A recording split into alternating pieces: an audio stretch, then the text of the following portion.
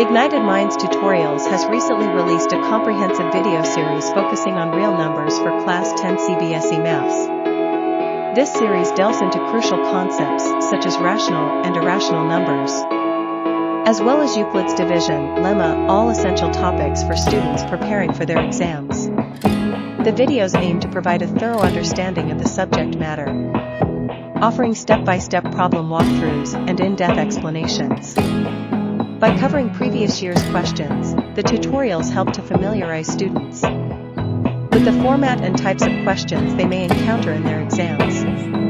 The content is designed to be accessible and engaging, making it easier for students to grasp complex mathematical concepts. This resource from Ignited Minds Tutorials empowers students to build a strong foundation in real numbers, enabling them to tackle exam questions with confidence. Whether students are looking to revise key concepts, improve their problem-solving skills, or simply gain a deeper understanding of the topic, this video series offers valuable support. With the help of these tutorials, students can enhance their knowledge and excel in their Class 10 CBSE Maths exams.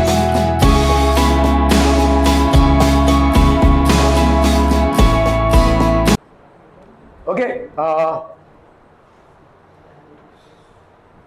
given that HCF of this is this, ठीक है, आपको यहाँ पे find LCM of this.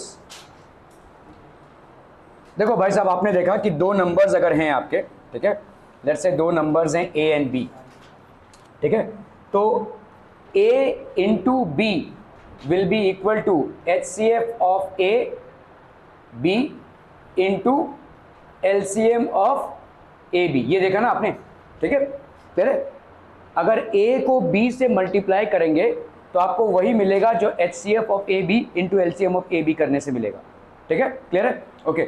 चलिए भाई साहब करते हैं हम यहाँ पे, तो इसका मतलब क्या हो जाएगा, देखो 306 into 657 will be equal to HCF of AB that is 9 into LCM of 306 and 657, तो कितना हो जाएगा बोलो, LCM of 306 and 657 will be equal to 306 into 657 है ना, सॉरी 657 ओए अपॉन 9, तो ये जाएगा देखो 9 से, 9 3 ज़ा 27, 9 4 ज़ा 36, कितना हो गया बोलो आपका 657 इंटू 34, कितना 11338, ठीक है, तो LCM of 306 and 657 is equal to 11338, ठीक है, क्लियर है, समझ में आतम पीपलम। तो HCF is equal to 9, now we know that HCF AB into LCM AB is equal to A into B, ठीक है, तो अपन क्या कर सकते हैं, देखो HCF of 306 and 657 into LCM of 306 and 657, this will be equal to 306 into 657, तो LCM कितना हो जाएगा बोलो, this will be equal to 34 into 657, तो क्या बोला मेरे को, मैंने तो तूने जो बोला वही लिखा, 34 into 657, this is going to be 22338, ठीक है, ये हो जाएगा भाई साहब आपका क्या कहते हैं, this will be the LCM, okay। There is a circular path around a sports field, एक स्पोर्ट्स फील्ड है और उसके आजू बाजू एक सर्कुलर पाथ है। Sonia takes 18 minutes to drive 1 round of the field and Ravi takes 12 minutes for the same. Suppose they both start at the same point and at the same time and go in the same direction, after how many minutes will they meet again eight the starting point. तो आप देखो यहाँ पे there is a sports field, so let's say ये एक sports field है, देखो, ठीक है, this is basically a sports field, ठीक है, okay, now let's say आपका यहाँ पे ये सर्कुलर पाथ है, ये एक स्पोर्ट्स फील्ड हो गया और इसके आजू बाजू एक सर्कुलर पाथ है, ठीक है, ओके। नाउ लेट्स से आपका सोनिया टेक्स 18 मिनट्स, तो दिस इज बेसिकली सोनिया, ठीक है, एंड स्टार्टिंग पॉइंट है ये, time taken to drive 1 round, कितना है सोनिया का भाई साहब, Sonia takes 18 minutes to drive 1 round, ठीक है, so if she starting point मतलब यहाँ से यहाँ तक उसको कितना लग जाएगा 18 मिनट्स, ठीक है, okay, so she takes 18 minutes then 36 minute, तो पहले राउंड को कितना लगेगा उसको 18 मिनट्स, दूसरे राउंड में उसको कितना लगेगा, ऑब्वियसली बात है 36 मिनट्स, तीसरे राउंड में उसको कितना लगेगा, ऑब्वियसली बात है 54 मिनट्स, ठीक है। सो यहाँ पे देखो that means that she will come to starting point after every 18 minutes, तो हर 18 मिनट में वो स्टार्टिंग पॉइंट पे आ जाएगी, ठीक है। Okay, so let's do this people. हम अभी रवि आता है, ठीक है। Ravi takes 12 minutes to drive one round, तो पहले कितने में आएगा भाई साहब, 12 मिनट्स में, दूसरा राउंड कितने में करेगा, 24, और तीसरा राउंड कितने में करेगा भाई साहब, 36, ठीक है। Okay, so that means that he will come to the starting point after every 12 minutes, Sonia will come to the starting point after every 18 minutes, ठीक है। दे आर स्टार्टिंग टुगेदर, ठीक है। Therefore, LCM of 18 and 12 will give us the time they will meet again at the starting point. देखो दोनों ने चालू किया, ये भाई साहब आपका 18 मिनट बाद आ रहा है, ये 12 मिनट बाद, तो ये ऐसा करते करते ऐसा मतलब फिर से वो नहीं मिलेंगे 18 या 12 मिनट बाद। When will they meet again each other? तो इसके लिए अपने को दोनों का LCM निकालना पड़ेगा, ठीक है, लीस्ट कॉमन मल्टीपल, ठीक है। कैसे निकालेंगे भाई साहब 18 और 12 का, तो 18 और 12 का, 18 और 12 भी है ना, सीधा सीधा LCM निकाल लो भाई साहब ऐसे, ठीक है। तो यहाँ पे हो गया 2 9 ज़ा 18, 2 6 ज़ा 12, 2 3 ज़ा 6, और ये हो गया 9, 3 3 ज़ा 9, क्या कर रहा हूँ मैं, 3 1 ज़ा 3, 3 3 ज़ा 9, और ये हो गया 3 1 ज़ा 3 और 1, 3 3 ज़ा 9, 9 2 ज़ा 18, 18 2 ज़ा 36, तो they will meet after 36 minute. देखो यहाँ पे 36 मिनट बाद सोनिया ने 2 राउंड पूरा किया है, रवि ने 36 मिनट में 3 राउंड पूरे कर लिए, लेकिन स्टार्टिंग पॉइंट पे दोनों मिलेंगे, ठीक है। So after 36 minute both will meet each other, ठीक है। ओके, सो हम यहाँ पे starting point LCM of 18 and 12, 18 का हो गया 2 इंटू 3 स्क्वायर, तो LCM कितना हो जाएगा, product of all the prime factors raise to highest powers. तो in 36 minutes Sonia arrive at the starting point after making 2 rounds, while in 36 minute Ravi will arrive at the same point making 3 rounds, ठीक है, उसने 3 round पूरे कर लिए। Hence they meet each other at the starting point after 36 minutes. So ये दोनों भाई साहब after 36 minutes they will meet at the starting point. Are we clear to this one people? हम समझम बहुत बढ़िया। ओहो, आपका रैशनल नंबर खत्म हो गया भाई साहब, क्यों, ये वाला खत्म हुआ ना 6।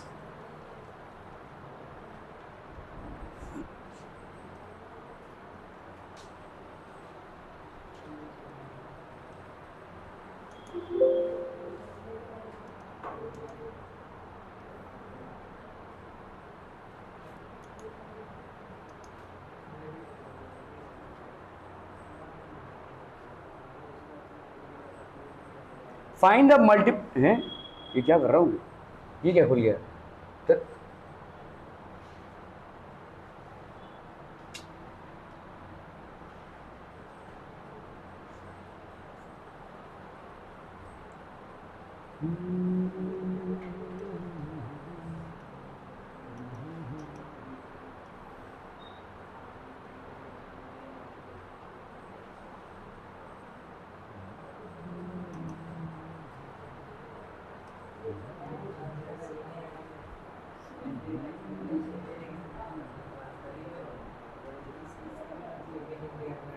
एक मेरे को एनसीईआरटी की बुक देना, एक मिनट, किसी के पास है राश, ठीक है, ये आपके कोर्स में है।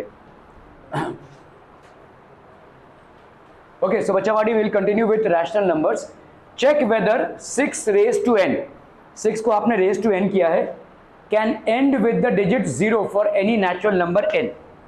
अभी 0 में अगर कोई नंबर एंड हो रहा है, पहला नंबर ले लो, जैसे 10 है, देखो, ठीक है, पहला नंबर जो एंड हो रहा है, तो अगर 0 में एंड होना है तो इसके प्राइम फैक्टर्स में क्या रहना चाहिए, 2 और 5 दोनों भी रहना चाहिए, है ना। जैसे समझो 20 में आपके प्राइम फैक्टर्स में 2 और 5 तो होना ही होना है, मतलब 20 को अपन क्या लिख सकते हैं, 4 इंटू 5 ना, तो आपको देखो 2 और 5 दिख रहा है, ठीक है। लेट्स से 30 का भाई साहब क्या हो जाएगा, 2 2 ज़ा 2 3 ज़ा 6, 6 5 ज़ा 30, अगेन देखो 2 और 5 आपको दिख रहा है, ठीक है। 40, 2 2 ज़ा 4, 4 5 4 2 ज़ा 8, 8 5 ज़ा 40, अगेन देखो 2 और 5 दिख रहा है, ठीक है। तो ऐसा कोई भी नंबर जिसका लास्ट डिजिट 0 है, उसके प्राइम फैक्टर्स में आपको 2 फैक्टर्स तो मिलने ही वाले हैं, वो है 2 और 5। क्या ये समझ में आ रहा है, ये क्या ध्यान कर रहा है बैठ के, आई हाउ आर यू, ठीक है, 2 और 5 मिलने ही वाला है, क्लियर है। Okay, so ends with digit 0, ends with digit 0, 10, 20, 30 ये सारे जितने भी नंबर्स हैं, ठीक है, these numbers are divisible by 5 and they are also divisible by 2, ठीक है. So the number 6n for any number is equal to n ends with the digit 0. अगर हमने माना कि 6 रेज टू हमने 1 किया है, या 6 रेज टू 2 किया है, या 6 रेज टू 3 किया है, या 6 रेज टू 4 किया है, इसका जो भी रिजल्ट आया है वो लेट से एक ऐसा नंबर है जिसका डिजिट एंड हो रहा है 0 से, तो क्या ये नंबर 5 से डिविजिबल होगा? होगा ना भाई साहब. देखो यहाँ पे 10 क्या 5 से डिविजिबल है? 2 से भी डिविजिबल है, 5 से भी डिविजिबल है. 20 2 से भी डिविजिबल है, 5 से भी डिविजिबल है.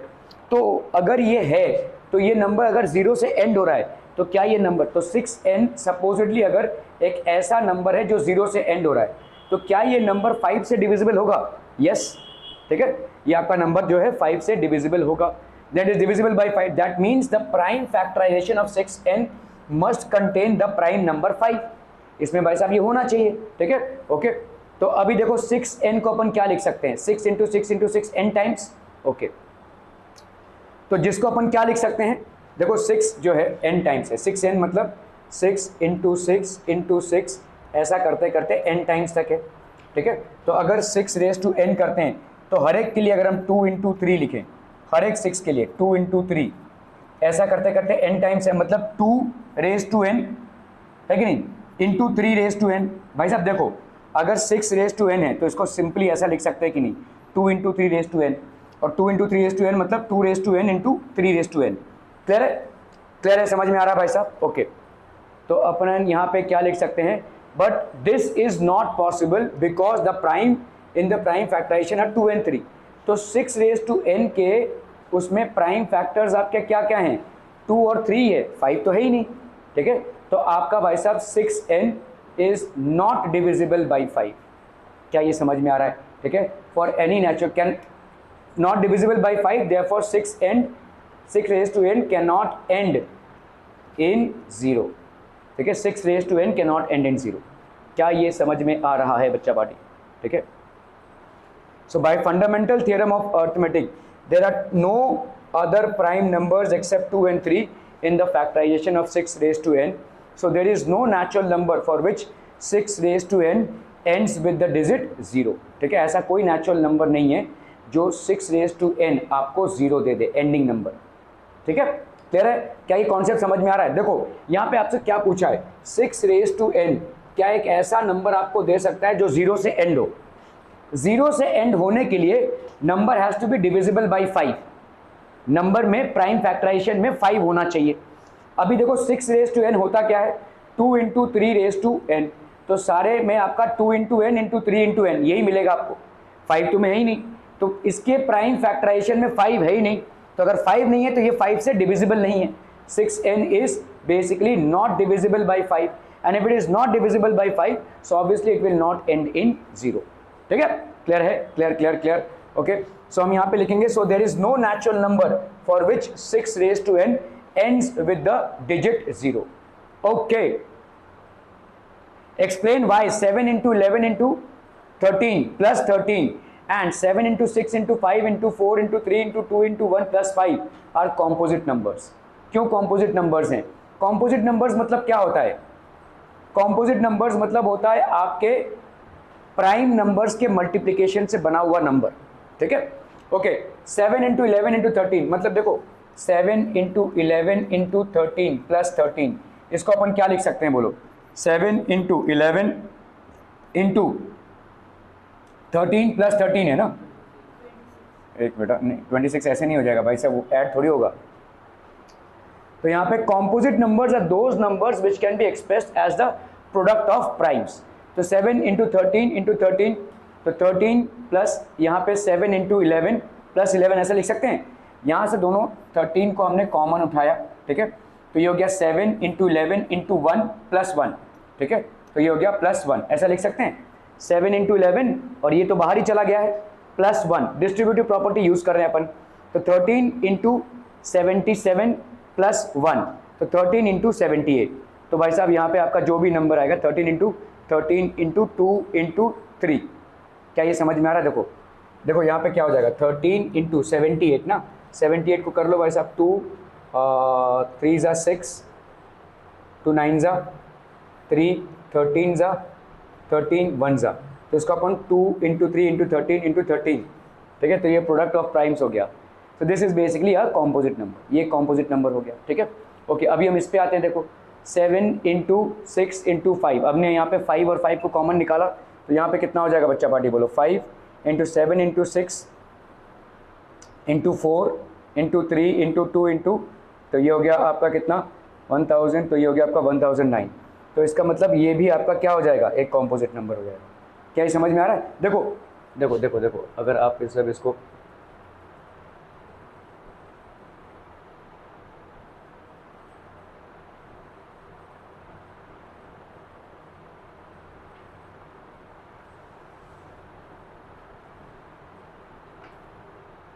चलो इसको फिर से कर लेते हैं। देखो यहाँ पे क्या दिया हुआ है आपको? Composite number. कॉम्पोजिट नंबर होता क्या है? कॉम्पोजिट नंबर होता है, कॉम्पोजिट नंबर होता है भाई साहब प्रोडक्ट ऑफ 2 और मोर प्राइम नंबर्स, ये होता है आपका कॉम्पोजिट नंबर, ठीक है। Composite number is basically product of 2 और मोर प्राइम नंबर्स, ठीक है। अभी यहाँ पे आपका कितना है? 7 इंटू 11 इंटू 13 प्लस 13, ठीक है। तो आप क्या करोगे? देखो यहाँ पे 13 है और यहाँ पे 13 है, 13 को कॉमन निकाल लो, अंदर क्या बचा? 7 इंटू 11, ये प्लस और ये 1, ठीक है। तो that will be how much? 13 into, यहाँ पे क्या हो गया? 77 plus 1, so that will be 13 into 78। अभी 78 को अगर आप 2 39 ज़ा 3 13 ज़ा 13 1 ज़ा, है ना, तो ये कितना हो गया बोलो? इसको अपन क्या लिख सकते हैं? 13 इंटू 2 इंटू 3 इंटू 13, तो इसको क्या लिख सकते हैं बोलो? 2 इंटू 3 इंटू 13 का स्क्वायर। ये प्राइम है, ये प्राइम है और नंबर 13 भी प्राइम है। सो यहाँ पे क्या इस कंडीशन को फुलफिल किया जा रहा है? प्रोडक्ट ऑफ 2 और more prime numbers is basically a composite number. तो आपका ये जो नंबर है, this is basically product of 2 और more prime numbers and hence it is a composite number, ठीक है। इस पे आते हैं। देखो 7 into 6 into 5 into 4 into 3 into 2 into 1 plus 5। अभी देखो यहाँ पे एक 5 और यहाँ पे एक 5, आपने 5 को कॉमन निकाला, यहाँ पे क्या हो जाएगा बोलो? 7 into 6 into 4 into 3 into 2 into 1 plus 1, ठीक है। सो यहाँ पे कितना हो गया बोलो? 7 6 ज़ा 42, 42 इंटू 4 42 इंटू 4, 2 4 ज़ा 8, 4 4 ज़ा 16, ये हो गया 168। 168 इंटू 6, 8 6 ज़ा 48, 6 6 ज़ा 36 प्लस 4 40, 6 1 ज़ा 6 प्लस 4 10, ठीक है। ये हो गया 1008 प्लस 1, तो ये हो गया 5 इंटू 1009, 9 5 ज़ा 45, 5 0 0, ये हो गया 4, 5 0 ज़ा 0, 5 1 ज़ा 5। या आप इसको ना भी करेंगे तो भी चलेगा। अभी देखो 1009 है ना, ठीक है। 1009 को अगर आप देखोगे तो क्या हो जाएगा यहाँ पे? ओ बाबा रे बाबा, प्राइम नंबर्स 9 प्लस 1 10, इसमें क्या हो जाएगा प्राइम नंबर्स भाई साहब?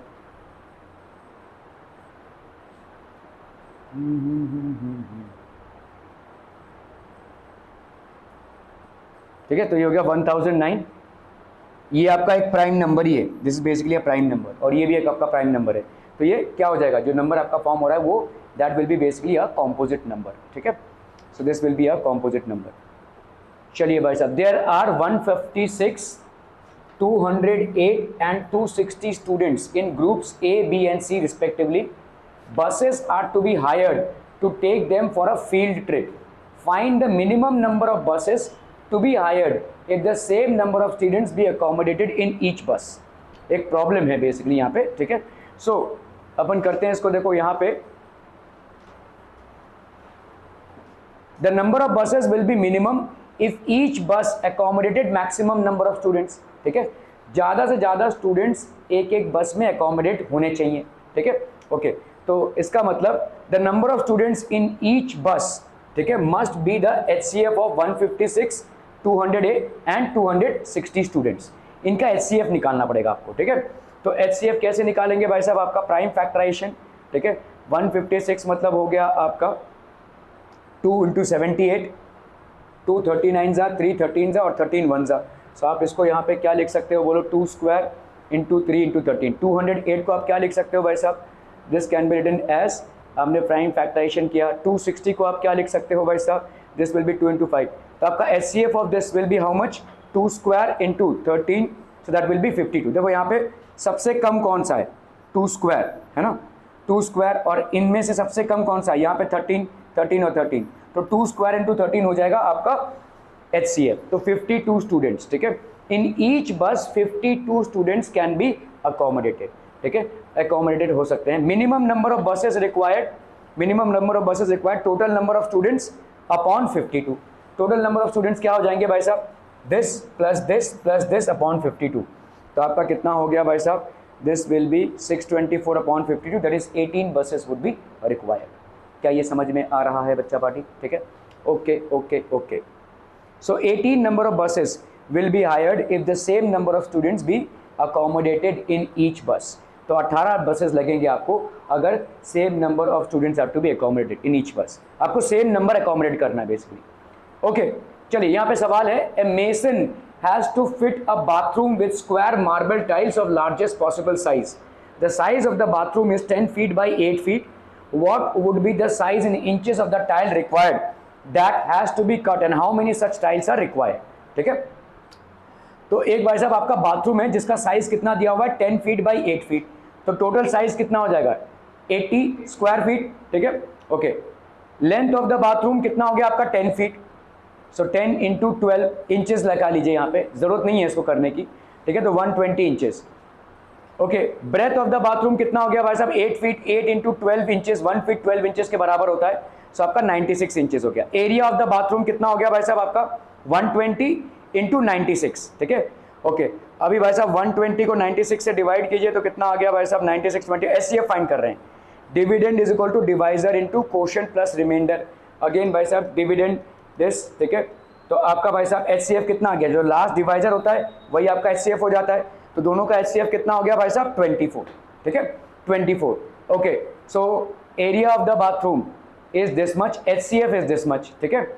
So side of the tile कितना हो जाएगा भाई साहब 24, एरिया ऑफ द टाइल मतलब साइड का स्क्वायर, मतलब आपके साइड का स्क्वायर कितना हो गया 24 का square, so area of the tile हो गया आपका 24 into 20, that is total area of the bathroom upon area of each tile, so total area of the bathroom इतना हो गया और एरिया ऑफ ईच टाइल इतना हो गया, so how many tiles are you getting people, हम 20 tiles, ठीक है। हम और भी बहुत सारे सवाल करेंगे इसमें, नंबर ऑफ टाइल्स इज 20।